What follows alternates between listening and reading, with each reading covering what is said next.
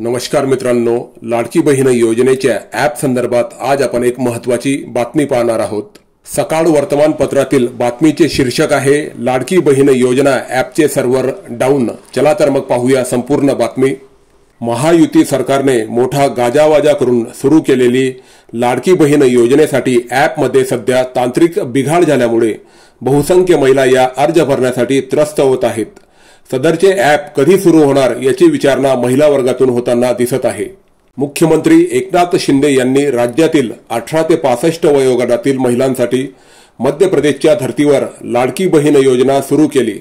सुरुवातीच्या टप्प्यात याबाबतच्या अटीमध्ये सातत्याने बदल होत असल्यामुळे नेमकी मुख्यमंत्र्यांची बहीण आहे की सावत्र बहीण आहे असा प्रश्न विचारला जात असताना त्या योजनेसाठी महिलांना नाव नोंदणीसाठी एक स्वतंत्र ॲप सुरू केले आहे।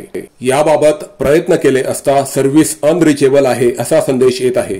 शनिवारी रविवारी सुट्टीचा दिवस असल्यामुळे नाव नोंदणीच्या प्रतीक्षेत असलेल्या महिला मोबाईलवर सातत्याने ॲप कधी ओपन होणार यासाठी प्रयत्न करीत आहेत। मात्र ॲपमध्ये तांत्रिक बिघाड असल्यामुळे नवीन नोंदणी करू शकत नाहीत। शासनाने ऑफलाईन अर्जाचा व अन्य मार्गाचा पर्याय दिला असता तरी महिलांनी ऑनलाईन नोंदणीला अधिक पसंती दिली आहे।